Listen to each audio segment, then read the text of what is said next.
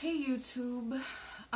So I wanted to make a video, and the name of this video is how the Mandela effect has actually gotten me closer to God. And I'm gonna give, this is like a venting piece on some level, but also in recognition of if the dark side was working, it worked against you. I found out about the Mandela effect about a month and a half, 2 months ago. And in the beginning, it was just more about the brands, and I was like, oh yeah, I do remember that. Now, my particular lifestyle is I'm not into society that much, so a lot of the brand changes I just wasn't aware of. I didn't really pay that much attention, but when it came out, I was like, oh hell yeah. Now, I do think this has to do with your generation or your age. I'm 37 years old. I was born in 1979. And a lot of those memories are very clear to me. I grew up with Mr. Rogers. I sang that song every day as I watched him on Channel 13. Sex in the City, absolutely. I watched that show. I was a fan. So yeah, an Interview with the Vampire, absolutely. A lot of these brand changes, and in the beginning it was just kind of like, wow, that's really...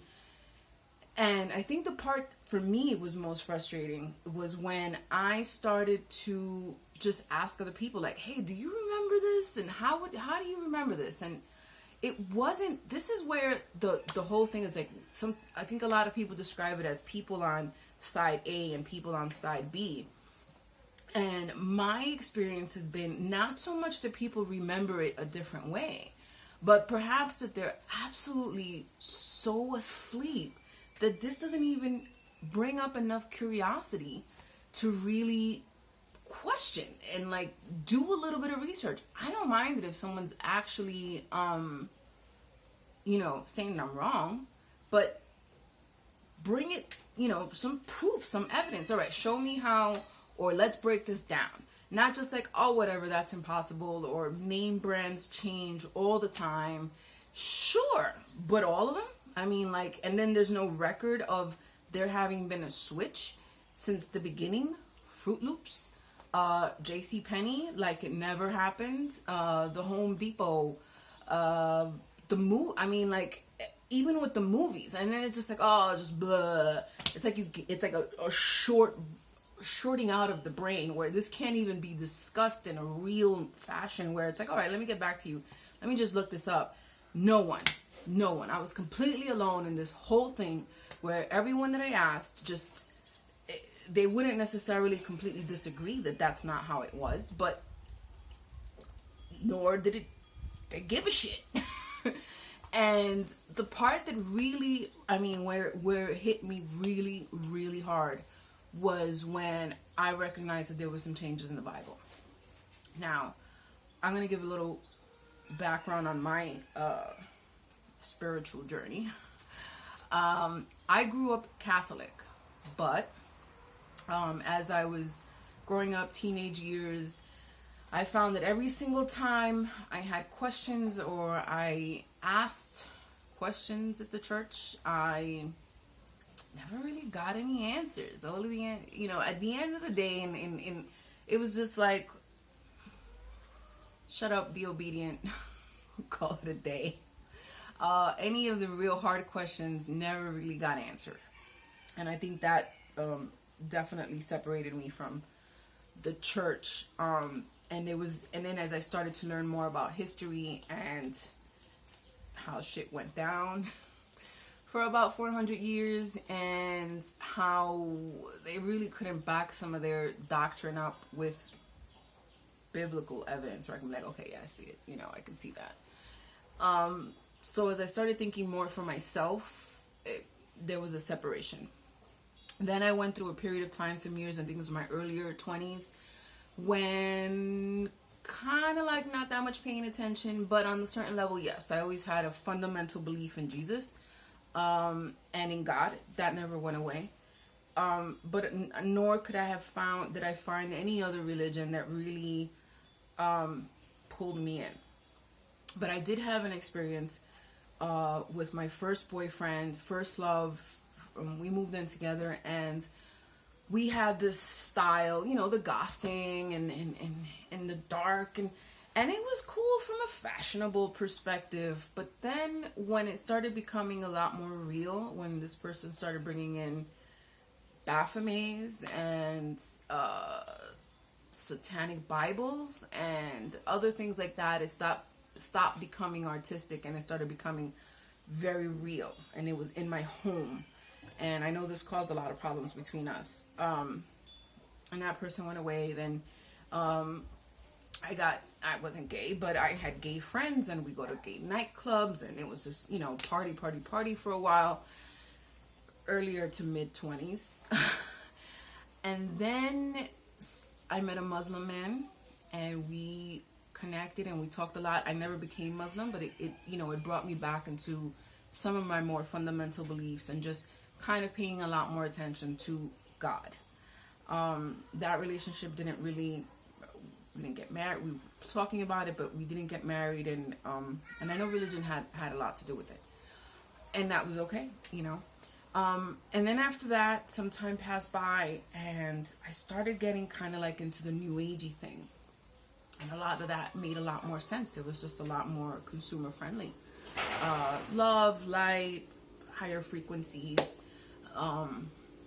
You know, I always had an attraction to crystals and animals, and this just, you know, brought it kind of like all together in a package that sounded awesome. It was just, you know, it was good, and there was a lot of truth to that. Still to this day, I'm not gonna say, I think God allowed me that experience so that I can, on some level, see where He wasn't. And I think that a lot of that practice, even if it was meditation or the teachings of Buddha, they were important. They actually made me a better believer in Christ, because Christians can be, I mean, there's so much division amongst them all, and a lot of them can be quite fanatical, and you're going to hell, and you're a sinner, and all this other stuff. And I was just kind of like, dude, you guys.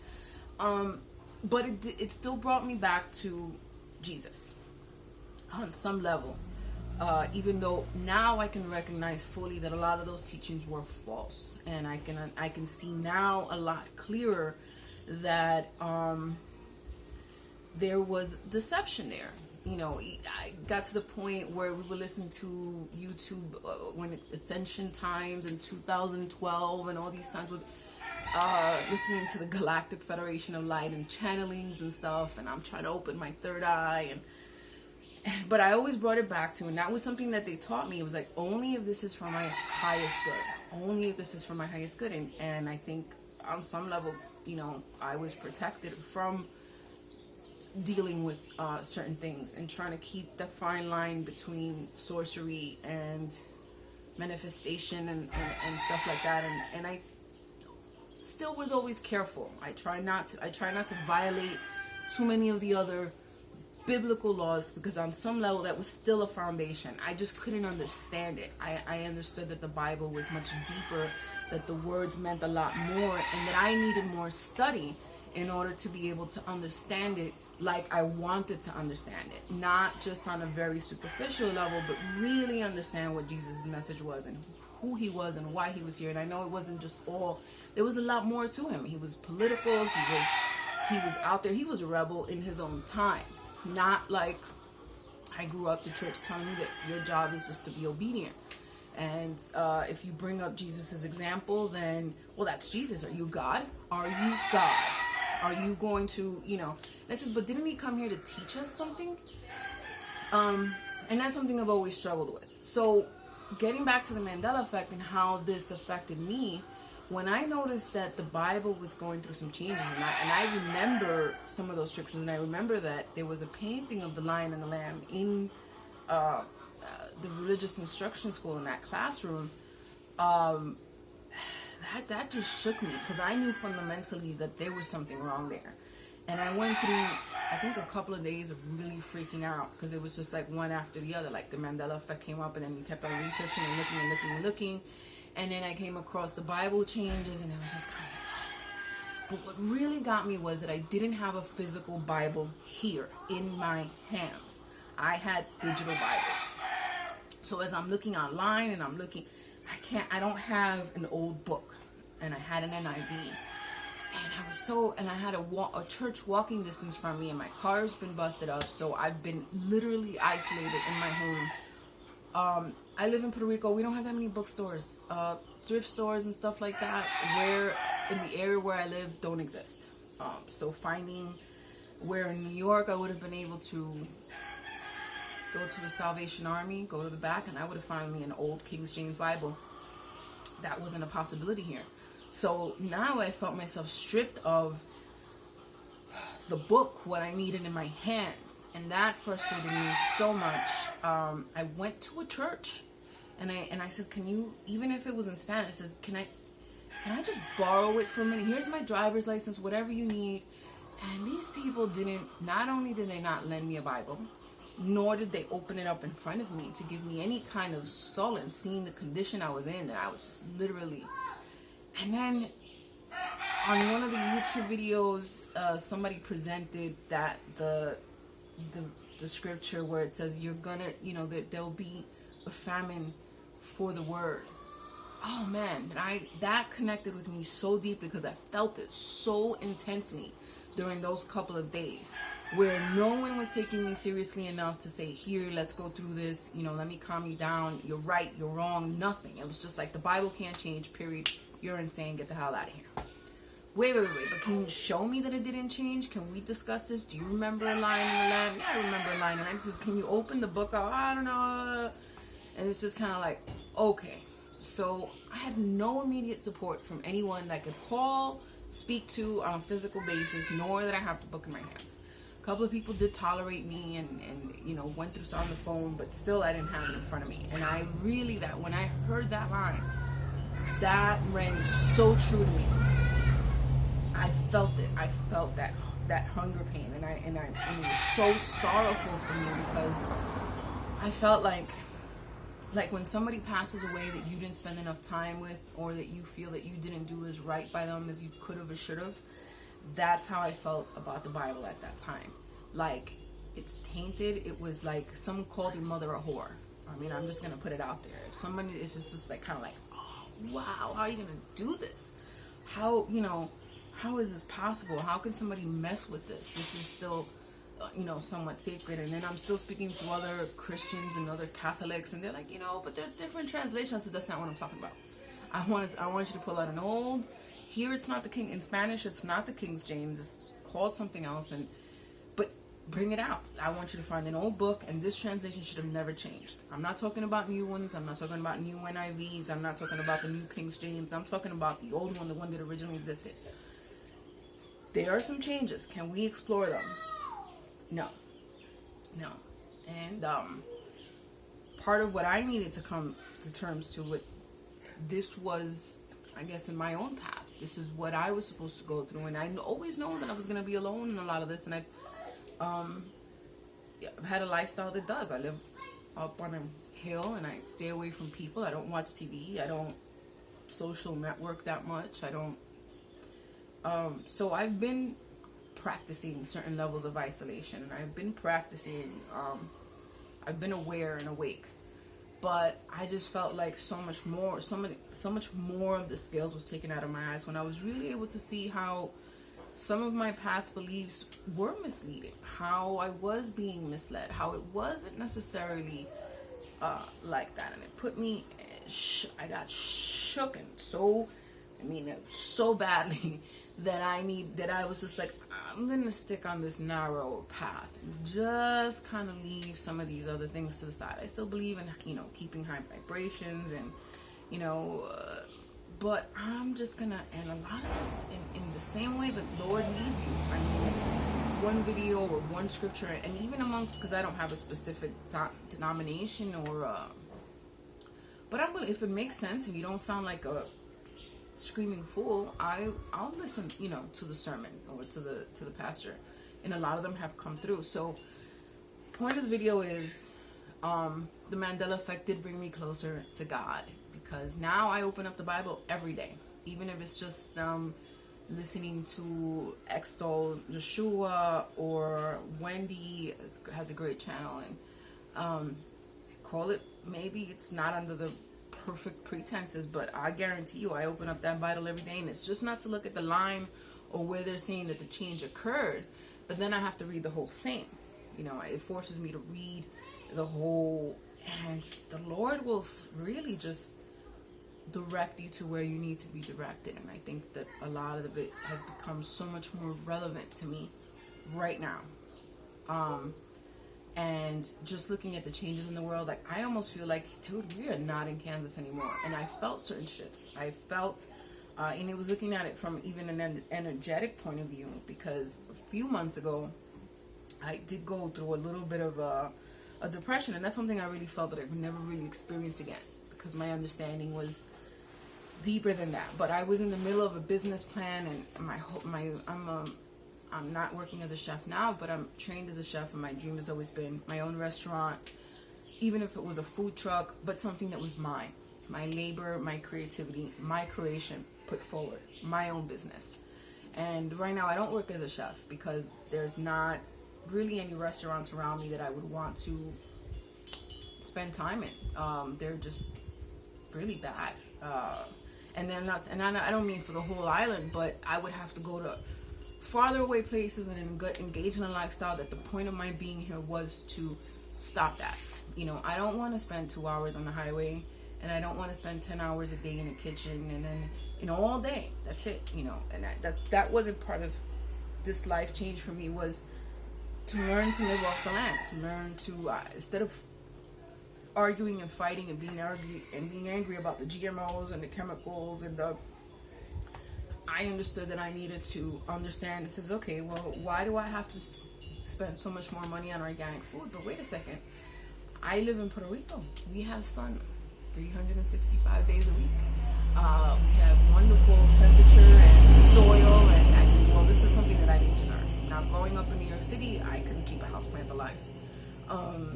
So it became like, you know, I want to learn how to do that. Even if it's some of my food. If the shit hits the fan, can I survive? Or will I have to go, you know, running behind some military trunk for FEMA to come save me? That's not what I wanted. So I've had, the Lord has blessed me with certain experiences that have helped me understand this. And I needed a full lifestyle change in order to do that. So I'm not regretting the fact that I'm not cooking now. But going back to that point in time, I had this business plan. I had found an awesome place. I was trying to get together the money with investors, you know, with however I could, and it fell through. Basically, people that I thought were going to be somewhat supportive were not, and but I was angry, you know. I felt like for a whole week I even had to step back and say, you know, you're being unreasonably just angry. I remember there was really nasty thoughts, and there was just a rage inside of me. And I said, there's got to be some sort of shift. Like, this is something up in the air, because this doesn't even fully make sense. Like, I need to step back from myself and say, wait a second, let me take a look at that. And then those are some of the disciplines that I'd say that even during my new age phase helped me. I'm able to do that. I'm able to put a compartment in my head, a little space in there that says, let me look at this piece of information, and I need to either have to reject it nor accept it. It's going to remain in a place of a maybe. And during the right time, that will be revealed onto me. And it's been that way. Let me just leave that there. Even as ridiculous as it may sound, flat earth, there is definitely some sense in that. I'm just going to keep this in a compartment of neither reject nor accept, because it's definitely possible. And at the right time, it will be revealed onto me if that is the truth. And that's the way it's been with a lot of things. So, even with the flat earth and with other concepts. So there were some things, and I said, you know, let me just, you know, let me leave this here. But I realized that there was a shift in energy. I felt angry. I was just angry. I was talking to myself all this time. And I was like, why do I feel this way? And there was a shift. People talk about losing time. Dude, I've been notoriously late my whole life. And there have been periods in time where I lost time. In the morning, a whole hour somehow disappeared. Like, I couldn't understand how it happened. So, and I just thought it was me, because nobody else. And I did notice some changes, like Febreze was Febreze. I don't buy Fruit Loops, I don't buy a bunch of brands, but there was just some things that just didn't seem right. But I ignored it. But then when it all came to like on a screen in black and white, I was like, hell yeah, that's not the way it was. And that's not how JCPenney was spelled. And it was Fruit Loops, not like that. Chick-fil-A, I can totally see and agree. That dude's leg was not silver. See, Star Wars. I really remember that it wasn't silver because when I was a kid, during my generation, boys all had the action figures. I didn't have an action figure. I wasn't a Star Wars fan, but I remember my cousins or other boys. This was something that was out there. There was a Star Wars craze. The doll never had. I'm not even going to go back to the movie. None of the action figures that I've ever come across ever had a silver leg. They were all solid gold. So I'm not going based on the memory of the movie. I'm going based on the memory of that leg, of the toys that I remember seeing that other boys used to play with. Luke, I am your father. Like, hello, what fucking planet? Now, this is what gets me about the debunkers, and this is where I was saying before that I'm not fully convinced that it's an A and a B, a group A and B, because I notice the people who are debunking really don't have anything to say. They're not bringing about like, I remember it being this way. No. They're bringing out shit out of the woodworks when we understand that the Mandela effect will make it look like, or it has always been that way. On this plane, on this cross, on the insertion, however it is that it was done, whether you believe it was quantum computing, CERN, it went back in time, I'm not sure. I think it's quantum computing, but whatever it is, it's always been like that. The other one that got me, Mary Magdalene, the apostle of apostles. All right, here's my argument on that. When the Da Vinci Code came out, I was all about it. And that led me into a research themeness. And I remember that I was entertaining the idea that maybe Mary Magdalene was Jesus' wife. Now, I don't know, the Holy Cup, Holy Grail, I read all these books. And I remember having several conversations and the argument and the thought, because I researched this for some time now, that Mary Magdalene was never really given the credit that she deserved within the church. And that the church had made her a prostitute, and it was just like she was just this, and it was all about Mary Mother. But Mary Magdalene was not really given full credit. And I felt that, why wasn't she given more credit? She was the one who Jesus appeared to after the resurrection. She was with him the whole time. Why wasn't she an apostle? Because apostles were men and she was a woman. And I said, but even looking at Jesus as like a feminist, I said, Jesus never treated women like the church and all you Christians say that women should be treated. He gave them a space of a certain quality. He never spoke down to them. He never marginalized them. He never said, you can't do this, you can't do that. And if Mary Magdalene was an unmarried woman and she was allowed to run around with the boys, I thought there was credence to that. And I remember that there was a good chunk of time in my life where I did research on that. She was never sainted, okay? The church, in my reality, never sainted her. So here comes a video that says, did you know Mary Magdalene was a what? I go on Google, Wikipedia. The church always sainted her. They put her up above, the apostle of apostles.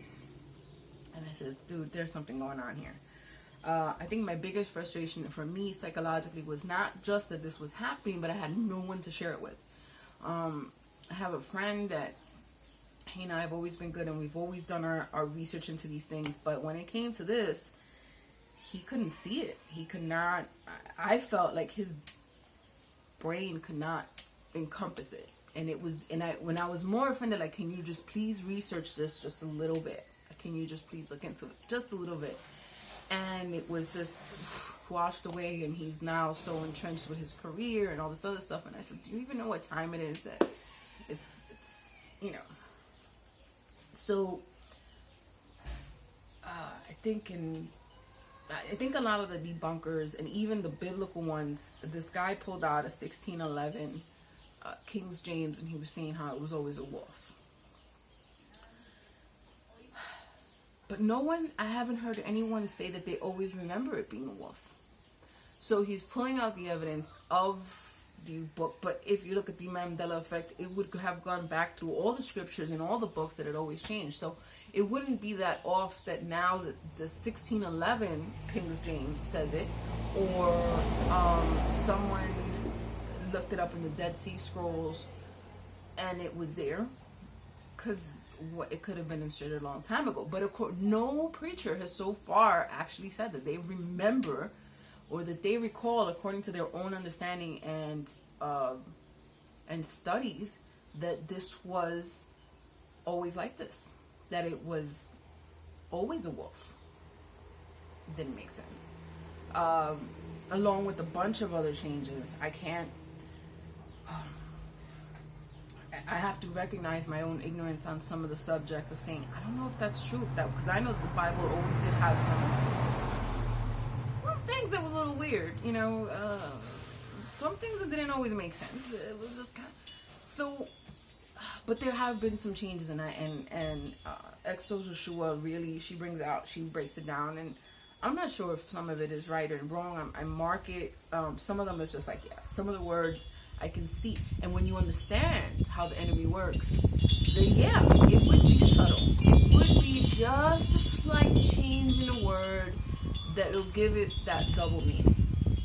Another thing that my New Ageness brought me to was that every time I dug deeper into the subject and I started finding the original source of this, so even if I was studying Hermetic teachings, the Emerald Tablets, or the Book of Death, or the Book of the Dead, or even the Mayan, or even when I got to reading some of Blavatsky's her material, as I kept going deeper into the origination of what some of these concepts were, when I got to a certain point, part of me said, I don't know about this shit. I mean, there's just something seriously dark at the bottom of the tunnel when you do study where some of the original, like the Egyptian beginnings of things, even looking at the channelings and all the ascended masters, and then you go back to reading Blavatsky, and that bitch was just evil.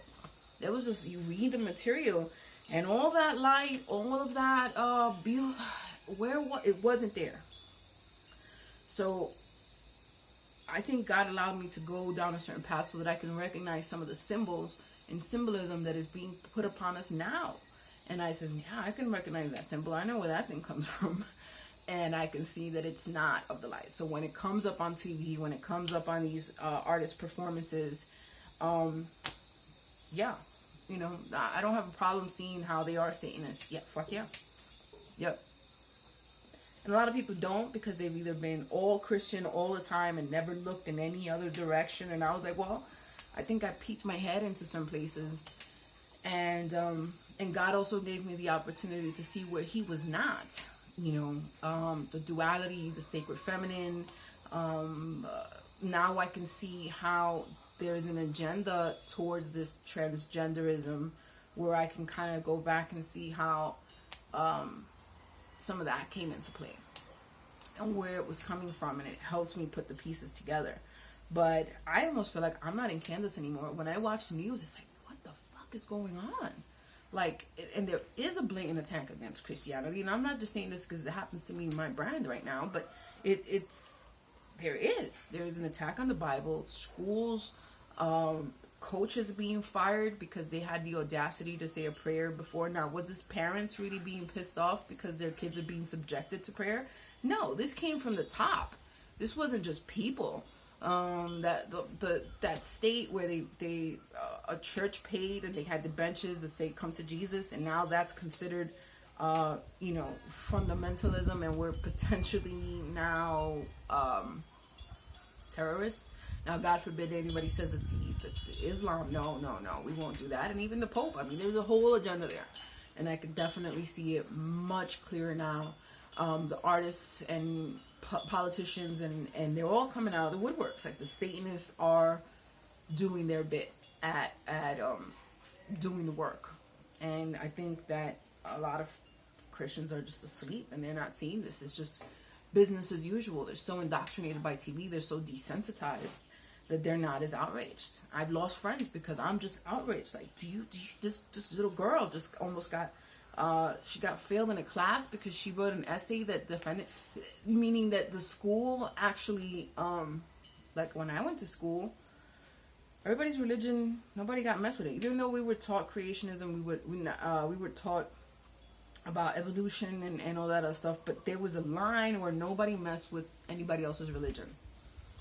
You wouldn't have been failed, or the subject wouldn't have come up to write about it, or regardless of the case was, it was just totally different. Looking at the Common Core, I don't have kids, so I don't have that involvement as a parent, but sometimes I don't understand how parents themselves are not more interested in what is really happening with their children. It's even the whole transgender movement. There was this little girl, I'm gonna call her a little girl, she was a teenager, came up on, I saw a little snippet of the report, because I watched two of these guys that do end the time, and it gives me like a little bit of all the news, because I don't watch TV, so it lets me see what's going on in the world. And this girl was born a female, she identifies as a male, and she dresses as a female. And I didn't even understand her fucking argument. Like, what do you want to be called? Like, what are, you're just an ant? Oh no, that's offensive now. So, all this, there's just a lot going on, guys. Wake up. It's time to wake up, hunker down, find out what time it is. Repent. I felt so repentive. The Mandela effect caused me to repent for many of my sins. I repent every single time I said as above, so below. I didn't understand it. I didn't understand it as deeply as when I got to see it. It's like, boom, what am I, what did I say? Or where, every time I tried to, the I am, I am. No, yeah, I was wrong on a lot of stuff. And I repented for it. And just like that, I was able to clean up my act in a lot of aspects. I turned off all porn, managed to stop smoking weed. I still can't stop cursing, but and it was just like that. And it wasn't out of fear. I don't fear that these things were going to send me to hell, but they brought me on a brand new level of respect and just obedience, because when Jesus comes, I want to be clean. I want to, it's kind of like in school. Do you want to get a C in the class and just pass, or do you want to pass with an A? And that's kind of like how I felt. Like, Jesus is coming. He can come at any point in time. I want to get on that bus. I remember it was all about ascension and the extraterrestrials, the ascended beings, the higher spiritual beings that were going to come and help us. And we were all, some of us were all waiting for this ascension bus, and it was just kind of like, and it goes back into that twisting of things, how everything just became twisted, and I'm glad that I was given the opportunity to see where I was wrong, and have the opportunity to repent on time and get my priorities re-straightened out. So those of you who keep saying, and I'm not saying, and at the time when I felt that the Bible was changed, I really did feel like the death of a family member, of a friend that I didn't spend enough time with, and I felt like, did I lose all of this time on all of this other stuff? And I didn't pay attention to that, not as much as I could have, and I felt like I would have lost it. Did I lose this opportunity? And it took me a while to and other people's words that it says, no, it's not about that. It just made me look at it closer. I pray for discernment. I pray for clear eyes and clear ears, clear sight when I read it. And I try to mark it down. I've managed to hide little digital Bibles in other places just in case there's an EMP strike. They come take your Bibles away. All of these things can happen. We as Americans are so spoiled. Puerto Ricans are so spoiled because they've always been piggybacking on the United States, and but they do not feel vulnerable. Just as what's going on in Venezuela could happen here. Guys, put away some food. What? Huh? I don't see any danger. Everything is cool. And I says, dude, there's just so much going on. Even on this island, since we are an island, everybody forgot how to, nobody has time to water plants. People have cemented over their yards all around because the dirt, we've become such a sterile island that they just don't recognize what they had, the tools they have to work with, and the vulnerability that we have as a society to really go downhill very quickly. This is an island. Food comes in on big ships. That cannot happen. And if look at a country as big as Venezuela and they're starving, how quickly would it take them to starve? We've become dependent on Walmarts. There's one in every fucking corner. Local businesses have shut down. No mom and pop stores anymore. No, all the pharmacies. It's just a whole lot. I work now as an interpreter. So I have a voyeuristic point of view of so many different phone calls. Banks. I'm a medical interpreter, so I have a lot to do with the medical industry.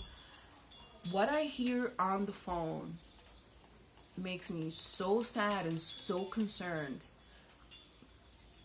The Obamacare and the Medicaid program has babies, 6 months old. Now they have to go visit the dentist, in which the dentist is telling mothers to go get the fluoridated water to make sure. This is what they're doing. They tell them get fluoride water and brush their non-existent or just coming in teeth with fluoride toothpaste. And because the babies can't spit out, so then you take a little towel and you wipe. And there's, and it's a baby on formula? Wonderful. So then there's fluoride in the formula, and then you can add some of that special fluoridated water, and then you can brush them with some fluoride toothpaste. And I hear this, I call her a demonic bitch, because it's just this one dentist that I keep on getting that keeps on proliferating this forward. And not once have I heard any of these mothers actually stop and say, wait a second, and ask the question at a semi-educated level. They're like, The WIC program also proliferated fluoride use in children. But yet there is scientific data besides everything else regarding fluoride, that babies, that there's a certain age in which this can be really, really, really harmful. And yet we have our government programs telling parents that they should be using formula, using fluoridated baby water, and to make sure that they get as much fluoride in them as possible. And milk is bad for you, and juice, and I mean, it's just the amount of diabetic children, the control that they have over, the instructions, the way they give instructions to parents. And parents are taught to be so ignorant. You don't know anything. Are you a doctor? Are you a doctor? Do you know? No, you don't know anything. So why don't you just take your baby to the doctor, forget about everything you ever knew, any little remedy your mom must have given you to bring down a fever, to take care of an ear infection, to prevent asthmatic attacks, all of it gone. Just go straight to the doctor. Do not pass go. Do not collect $200. Don't think for yourself at any point in time. And it was funny because I had a conversation with my mom. She says, well, and I says, wait a second, you raised 3 children. We hardly ever went to the doctor. We were not sick children. Did you doubt that we were healthy when we were healthy and you took us to the doctor when we were sick? Yeah. So did you look at a healthy child and wonder whether we were sick or not, and that you needed to take us to the doctor in order to verify that in fact we were healthy? No, you had no doubt in your mind that your children were healthy until they weren't. But now it's like, if you don't get your annual wellness exam, you have no idea. The only way you would know if your kid is healthy is take them to a doctor. Get an authority to tell you. And people become so overwhelmed by these authorities. If they don't see it on CNN, it doesn't exist. If Fox doesn't fucking report it, it doesn't exist.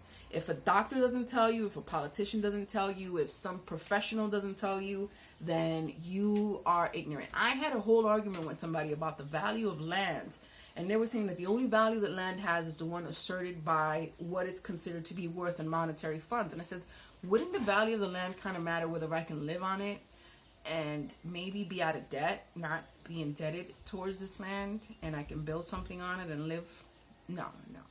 Those concepts are just completely foreign to us. The only thing that matters, the only thing that has any value is what the bank can assert you that has value. And this is how people are living now. I had this discussion with a family member. He was telling me how the only value that it has is what someone told it that it has, the monetary value. And I was discussing, I'm not talking about this as an investment piece. I'm talking about to live on. And I couldn't even understand how we were having this conversation. Like, I just feel like I'm in the twilight zone. talking to people about things, and you're just like completely indoctrinated into the world and what the world tells them is and is not. And parents have lost the value. The only value that a kid has, an adult child, is how much money do you make? You a loser or you not? I've gone through this. My family members have had discussions with me where how I may have never accomplished anything because they're looking for my goods. Whatever you've accomplished has to do with what can I see? What car are you driving? Do you have a house? Do you have this? Do you have that? And I said no, but so then you don't know anything. You know, it's the fact that I probably spend more time reading than just about anyone else. That doesn't matter. Who are you to say? Who are you to say we've been demoted as thinking creative beings because if you want to talk about science, then go get a science degree. And not only have a science degree, but go and work for an industry, not for yourself, work for an industry, become successful there, and then you may have an opinion on the subject. And it says, aren't you all working? Don't you notice how many boss fucking idiots you have? How the people that are above you weren't necessarily better than you or smarter than you, but perhaps they were just more cutthroat and obedient? Well, I'm rambling on other subjects now, but point being, the Mandela effect did bring me closer to God. It brought me right back to where I feel I needed to be. And if they try to twist and turn it, I can see the division of how Christians are being divided even more than they always have been to argue on the subject. A couple of people really brought up some really great thoughts about that. And what I did notice, by the way, was that people who were presenting the Mandela effect had a humbleness to them. I remember it being this way. And I kind of, and you know, there wasn't this in your face, throw it, you're wrong, you're an idiot. Now, it seems to be that all the comments below of people who are not seeing it kind of came off in that manner. A lot more. You know, they were a lot ruder, a lot more just insensitive to other people. They're right. What are you talking about? So a lot of the debunkers, I honestly feel that didn't really look into it. And they weren't really, they weren't bringing upon really great arguments. Nobody was saying, I always remember the Sex and the City. I always remember Forrest Gump saying, you know, life was like a bot. Nobody remembers it that way. Nobody. I haven't found that many people. Those aren't the videos that are coming up. People talking about how they remember things being different. The only people that are debunking is saying that your memory is worth shit. And if society doesn't tell you this, then it doesn't happen. I had a conversation with my brother because he used to look at the map all the time. We were encyclopedia kids. We were nerds. We played with information as kids. And I says, Chris, you used to look at the map a lot. Can you look at this map and tell me if some of this looks different? Well, you know, the Earth has been resurveyed and where? Okay, all right. So if NASA, right, or whatever, made a new assertion as to the correct place that the countries are now located, wouldn't that be scientific news? Would I not be able to go online and find out how they made a whole new discovery that South America was actually like over here? Because I never remember seeing Cuba in a direction that you could either swim to Miami or you can swim to Mexico. Because they're almost as equidistant in distance now than they were before. It says Mexico was never that close to Cuba before. The Caribbean was not as encompassed into this little circle that it is now. And Australia was not there. There was just some things that just really seem off. Even our human anatomy. When the hell did our stomachs get underneath a rib and our livers are huge? I mean, the liver just takes over the whole thing and our stomach is like tucked underneath the rib and it's over to the side. Now, I felt kind of like, I don't remember that being like that because I looked a lot of anatomy books and I just don't remember it being that way. And everyone that I ever spoke to never even thought about it to even look into it. It's just like, well, you were wrong the whole time. Maybe science was wrong. Maybe they just changed it. I says, okay, great. So then there would be news about this. We've discovered that it wasn't like this. But even when it came to anatomy, I says, no, they've been opening the human body up for hundreds of years. And they drew it down. a fucking MRI is not going to change the position of the stomach. So even our modern technology wouldn't change some of these fundamental facts that since they were doing autopsies way back then in Plato's time, they were opening the body and they were able to see it and they were able to draw diagrams. Our stomach is just weird. It wasn't like that. It just wasn't like that. And I remember seeing it over and over and over again. I was just like, I don't remember it being like that at all. But that's the way it is now. So people, we are not in Kansas anymore. Please pay attention to your surroundings, to what's happening in the world. Not as a fear mongering. It's not about fear. Even if we are coming to the end of times, it's not about fear.